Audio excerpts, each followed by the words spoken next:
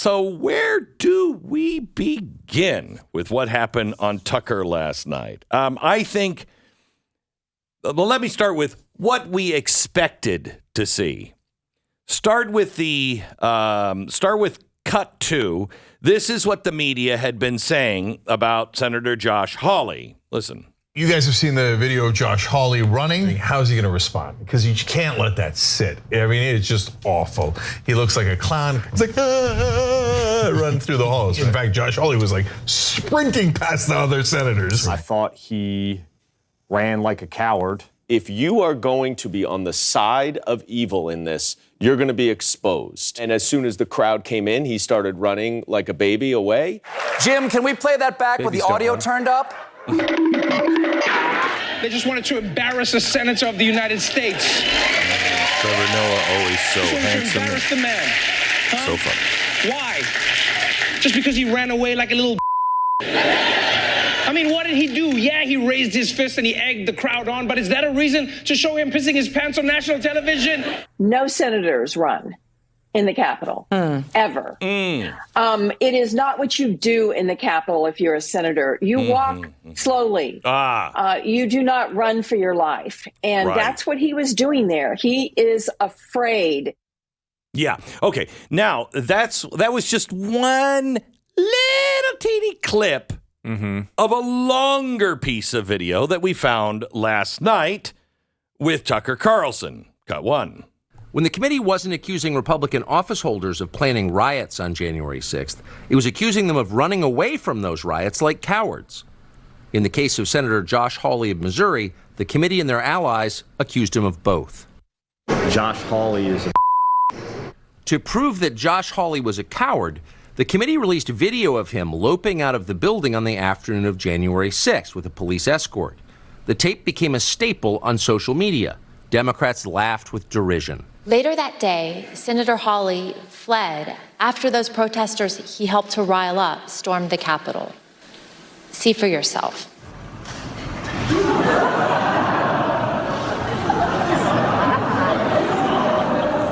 But in fact, the surveillance footage we reviewed shows that famous clip was a sham, edited deceptively by the January 6th committee. The clip was propaganda, not evidence. The actual videotape shows that Hawley was one of many lawmakers being ushered out of the building by Capitol Hill police officers. And in fact, Hawley was at the back of the pack. The coward tape was a lie, one of many from the January 6th committee. Unbelievable. So he did run. He's just running with a huge group that being shuffled out by police. By police. Right. Police are shuffling, let's go. He's the last one after, dozens of people that you see. So incredible. So they knew this. So when we said the January 6th committee is nothing more than a sham, and Liz Cheney was on it and running cover for the Democrats and for the liars, I shouldn't say just Democrats, for anyone who is lying to keep their office. So she's lying. She knows it. And they're doing it just to discredit. Justice comes to mind. Our flag is supposed to stand for justice for all. Okay, Josh Hawley didn't get any justice, but he's the least of your worries. Josh Hawley didn't get any justice. Will he get any justice? Will the people on the January 6th committee, led by Adam Schiff, a guy we already know lied about Russian collusion, is that man going to face impeachment? Probably not. So is there justice for all? Because this is not a matter of opinion. We now have it on tape. Okay, that's, as I said, the least of the problems. Let me go to cut 22, please. This is about, remember the shaman, the QAnon shaman, that everybody's like, he's crazy. And he looked crazy. In all of the tapes that you saw, he looked crazy. Didn't look violent, but looked crazy. He is wearing horns on his head. That's one way to make you look crazy. Right. Yeah, no shirt. Okay. So nobody's for the shaman, and he became the symbol. In fact, I think he got more time than anyone else. 4 years in prison. Watch. Listen. Dangerous conspiracy theorist dressed in outlandish costume who led the violent insurrection to overthrow American democracy. For these crimes, Chansley was sentenced to nearly 4 years in prison, far more time than many violent criminals now receive. What did Jacob Chansley do to receive this punishment? To this day, there is dispute over how Chansley got into the Capitol building. But according to our review of the internal surveillance video, it is very clear what happened once he got inside. Virtually every moment of his time inside the Capitol was caught on tape. The tapes show that Capitol Police never stopped Jacob Chansley. They helped him. They acted as his tour guides. Here's video of Chansley in the Senate chamber. Capitol Police officers take him to multiple entrances and even try to open locked doors for him. We counted at least 9 officers who were within touching distance of unarmed Jacob Chansley. Not one of them even tried to slow him down. Chansley understood that Capitol Police were his allies. Video shows him giving thanks for them in a prayer on the floor of the Senate. Watch. Thank you, Heavenly Father, for giving the inspiration needed to these police officers to allow us in this building. If you watch this videotape, you see the police, the Capitol Police, in hallway after hallway after hallway, either leading him, ushering him, or directly following him. Not like following him like we're spying, just one step behind him, walking through a whole crowd of police officers. They were clearly assisting him. Now, how did that guy get 4 years in prison when he was being escorted by the police? It's hard to think that you're being a criminal and doing criminal activity when the police are opening the doors for you. And here, let's get you into that Senate chamber. Oh, well, this door is locked. Let's go to the other door. It's pretty hard. Now, we've heard him give a prayer, thank the police. That is a conspiracy theory. How dare you? He's saying that because he's a terrorist and he's trying to mislead. Was he? It's interesting. If you haven't seen this clip, too, you might think, well, look, the place was being invaded. They knew a few Capitol Police were not going to be able to stop this giant crowd, so therefore they're just trying to make peace. You could make that argument in certain videos that I've seen. This one, however, he's by himself. All by himself. He's walking by himself through the halls. They could have easily stopped him. Yep. Easily stopped him. But they did. And but they it wasn't that they were assisted just him. following. They assisted him. Yeah, I mean, here's where you go. He's walking.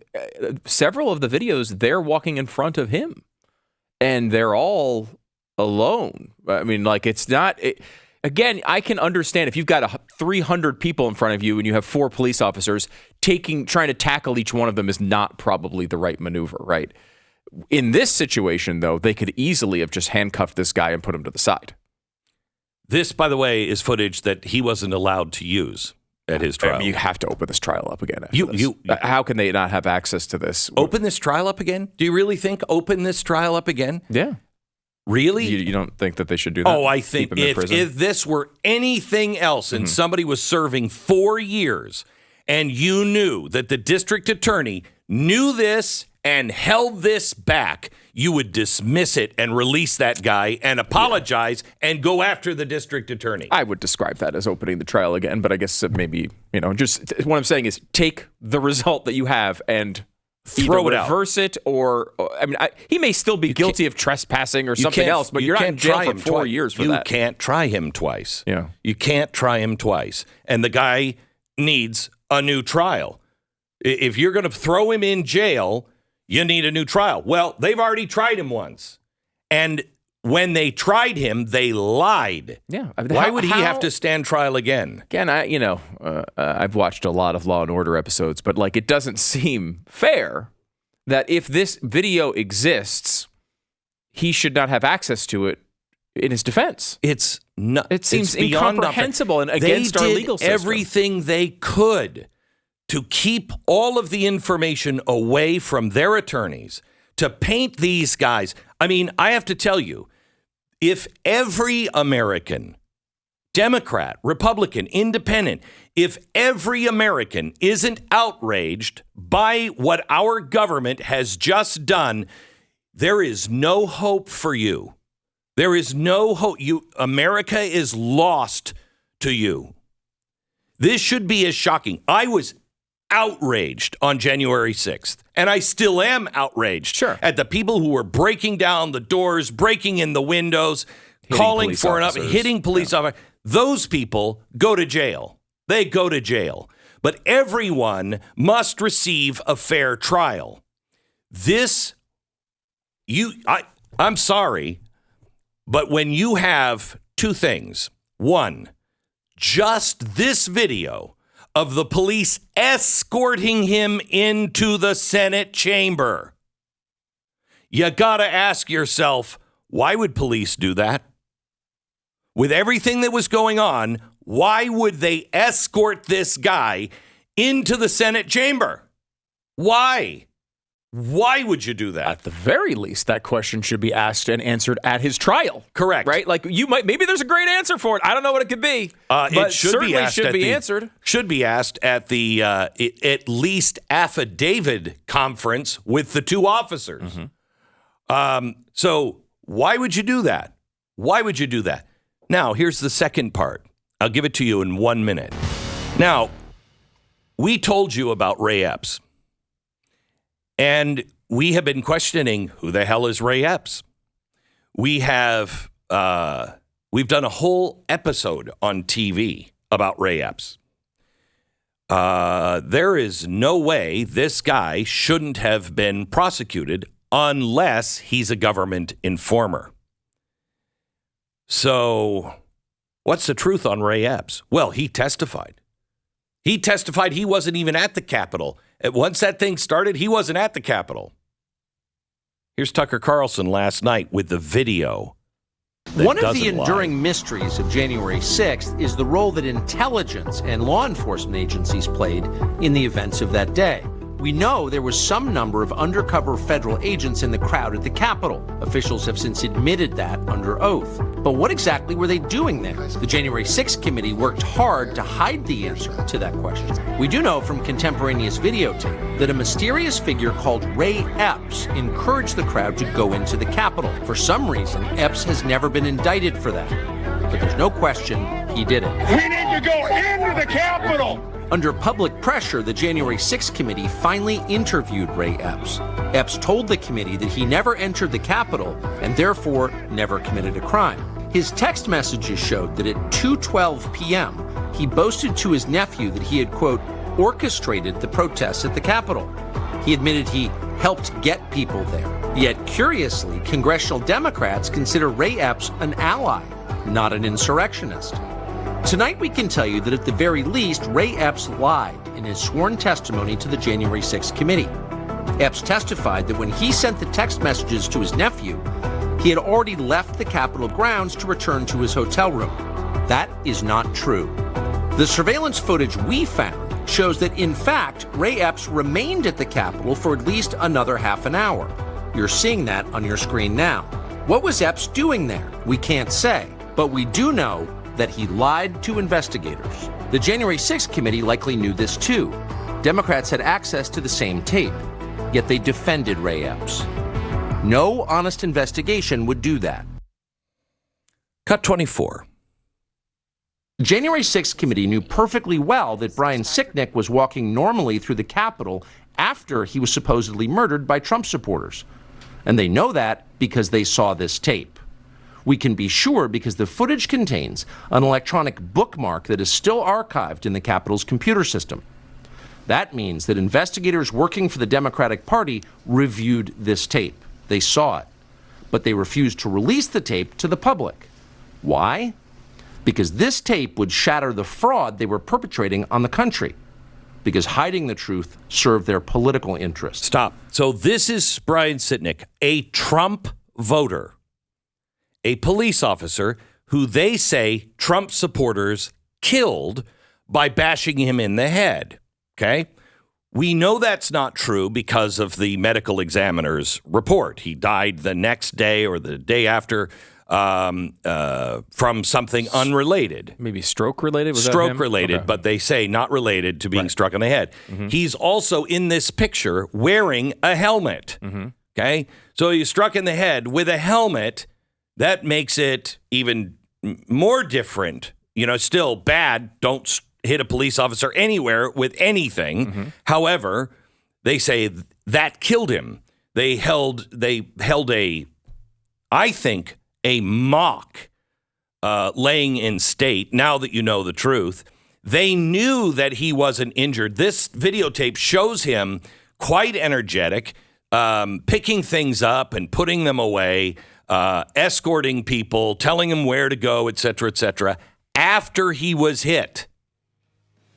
So you have a government now that has lied to you at the highest levels and everywhere in between.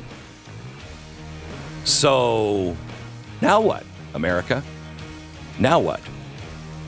You have district attorneys, you have judges, you have the president, you have Congress, you have the Senate, you have the Capitol Police, local police. What do you trust? What's left to trust?